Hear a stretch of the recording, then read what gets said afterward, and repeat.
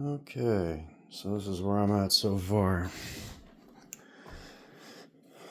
So inside the box, we're going to, obviously we'll have the battery. The battery on the negative side will come through and it will go to this switch.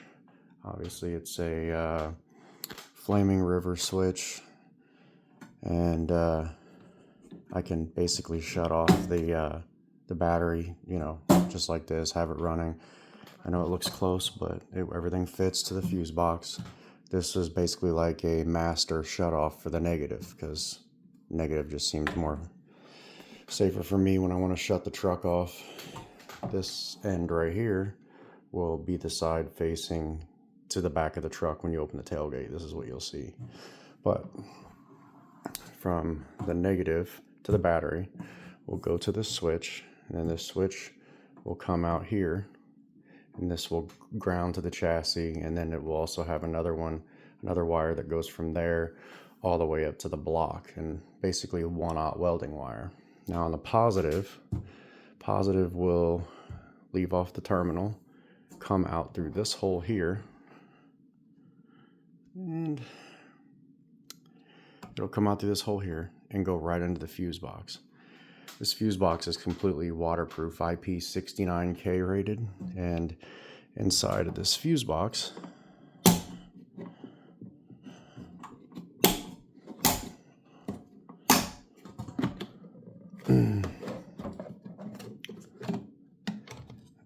I have basically a 250 watt. This 250 watt will go to a junction block under the hood.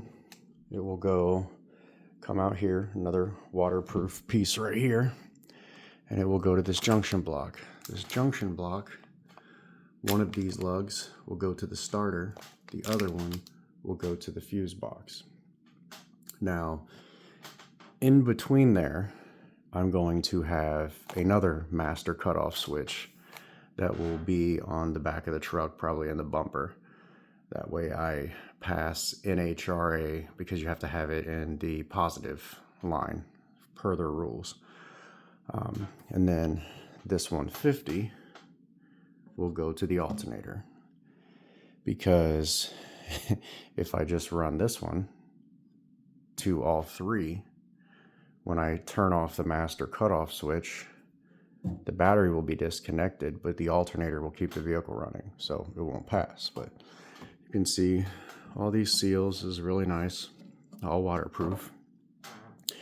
But yeah, I got pretty much everything. These junction blocks are actually waterproof as well. They come with their own seals. You'll place the seal here, and if you don't use the seal, it has these little covers that cover it all up. Keeps it waterproof. Temco Industrial makes like this triple coated, it's like a triple coat. I'm just having a mind part right now, but it's like a triple coating, and what you do is once you heat it up, like an actual glue comes out of it. And for like the alternator and things that are exposed, I got these to cover them up, like on the positive side switch that's going to go on the bumper. And then I got these little bad Larrys that are going to be like the pass-through for the frame. Copper lugs, and I already have a hydraulic crimper at work that I bought.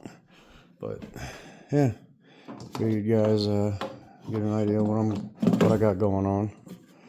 And there's a company, it's called, I don't know if you can see the spelling on that, but you want to say Little, but it's hard for me not to say Lidl, because the L and the E are backwards. But Lidl, whatever you want to call it. But when you're starting to relocate the battery, you really want to have something that's a little better quality made, because this is how fires are started if you don't do this just right. And you want to make sure that you have all your grommets, everything is coated, and you have really thick cable wiring. So my wire, obviously it's a 1/0.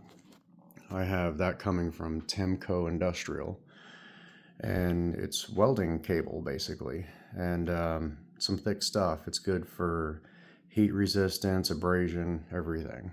But these fuses in here are your saving grace, because if the alternator ever goes bad or the starter goes bad, it will pop these fuses. And these are obviously time delay mega fuses, so you know, it'll be good there.